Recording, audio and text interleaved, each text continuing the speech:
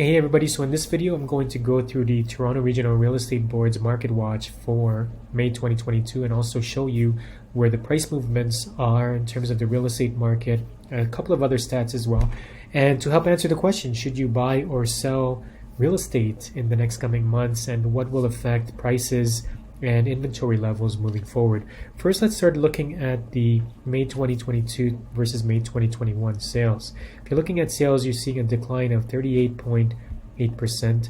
And interestingly enough, as sales are declining on a year-over-year basis, you're still seeing an increase in the average price. So you see a 9.4% increase in price when you're comparing May 2022 to May 2021. If you're looking at the various market segments, you might property type segments in the market, you might recall that in a previous video I compared the different regions within the Greater Toronto Area and different property types and showed you the different price movements depending on which property type and which region you're interested in. Here on the Market Watch from TRREB, you see the 416 and 905 comparisons for the different property types. And so in terms of average prices, you are still seeing increases regardless of whether you're in 416 or 905 area. So detached homes are up 11.5% in the 416, 7.8% up in 905. The semi-detached are up 7.5% and up 14.1% in 905. 10.4% increase in townhouse average price in the 416. 13.8% in the 905 area, and condos are up 10.5% in the 416 versus 19.7% in the 905. Now, if you're looking at the actual sales figures, they are down, and they're down quite significantly when you're comparing it on a year-over-year basis. And so these are the numbers in terms of the sales here. You're seeing a decline of anywhere from 31 to 40% across both 416 and 905 areas. And that's irregardless of the property type. Now, if you're looking at detached homes especially, you're seeing a big decline in the 905 area, and as well for semis and for townhouses. And when you're looking at the condo segment in 416, you're seeing a dip of 32.5%, while condos in the 905 area are down 29.5%. So there's a lot of interesting information on this Market Watch, and I'll send a link to you. For those of you who are signed up to my monthly email, you'll receive this you'll receive the link in the email body itself.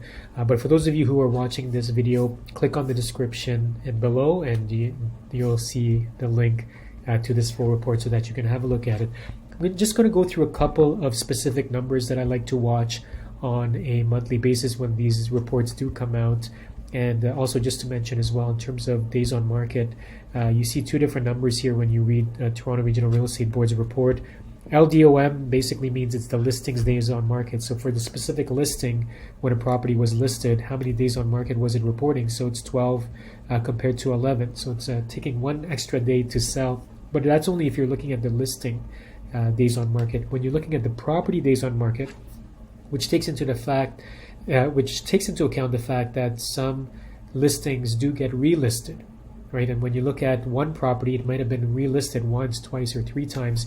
You're seeing an overall 18 days on market versus 15 days on market last year. So that's an increase of 20%, essentially meaning that it's taking longer for properties, the average property at least, it's taking a bit longer to sell.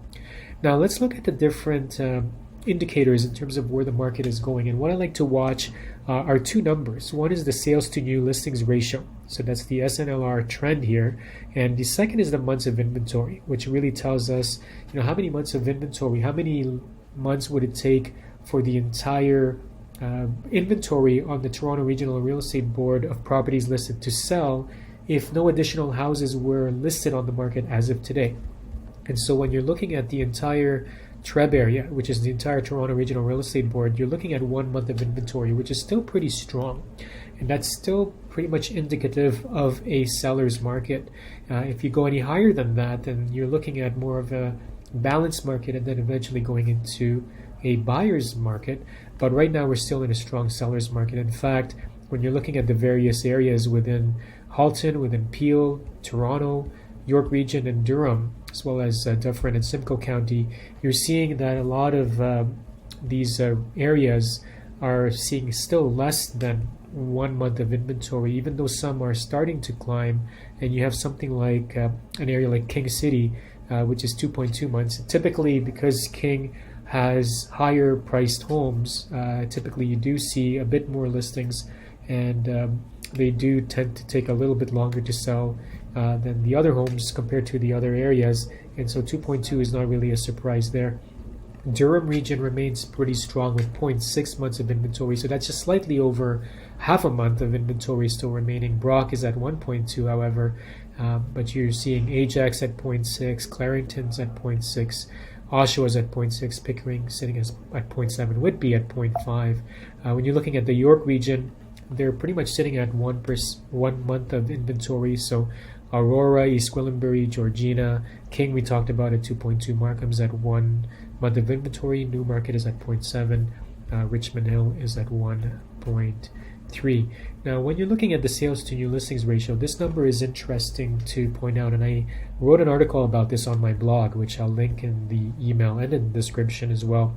Basically, the sales to new listings ratio answers the question of, for every number of new listings on the market, how many of that gets sold, right? And we're looking at this as also an indicator for the absorption rate. So let's say, for example, a 65% sales to new listings ratio means that if 10 homes were listed this month, we're talking about May 2022, so last month, 6.5 or 6.5 of those homes sold.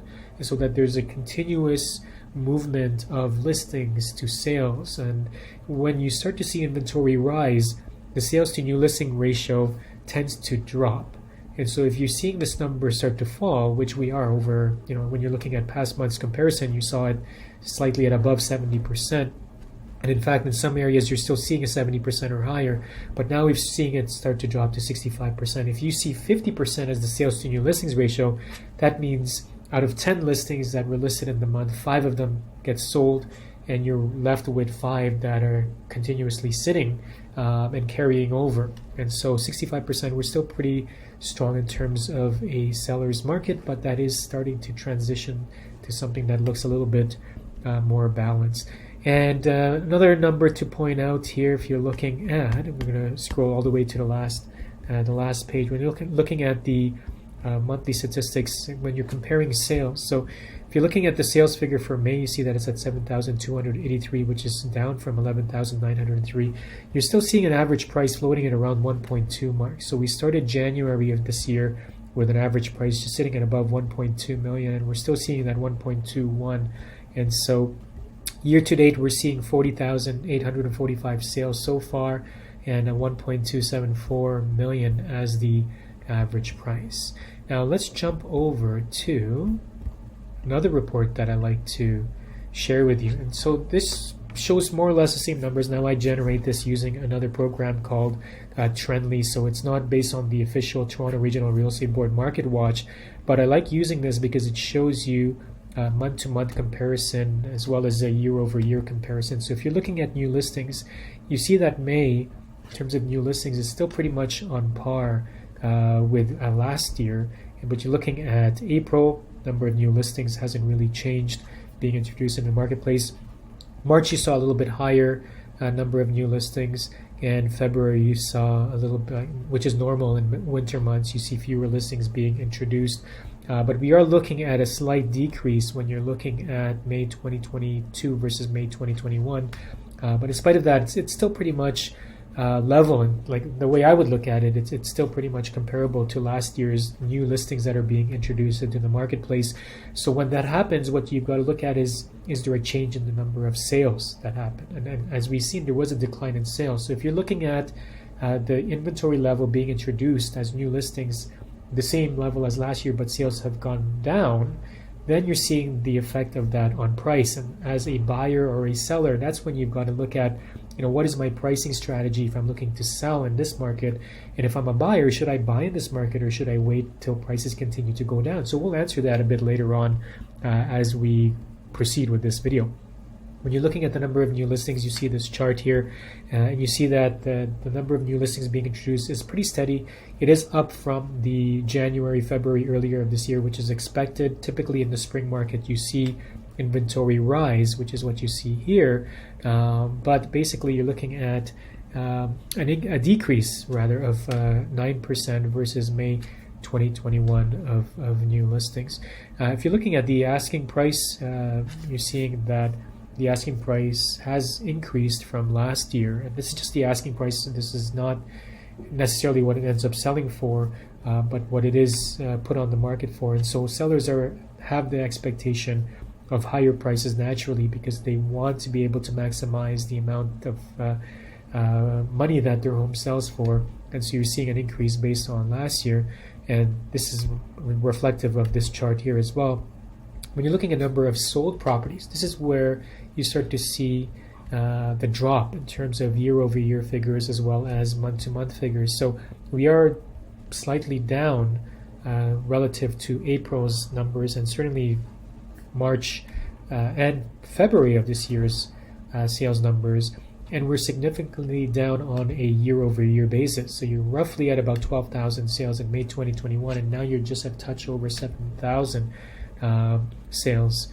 And so when you're seeing that the inventory levels in terms of new listings being introduced are the same month when you're looking at the month of last year versus the same month of this year, and you're seeing that the number of sales are down, that means basically that the demand has decreased.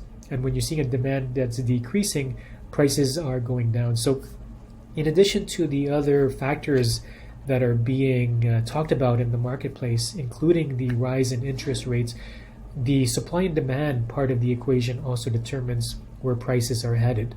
And so if you're seeing new listings being introduced at the same levels as last year, and if you're seeing active listings that are on the same level as the month before, and yet you're seeing a decrease in the number of sales, naturally the prices will go down because slowly the number of actual inventory sitting on the marketplace will start to increase. So when you're looking at the sold properties, the number of sales that are occurring, it's not a surprise that it is down. Keep in mind that January, February of this year, and as I mentioned in my previous video, you saw a stellar number of sales happening. So naturally, you're going to see a little bit of there's various terms. I try to be careful with the terminology that I use because in the mass media and social media and everywhere, they're talking about markets crashing, markets correcting, markets are cooling.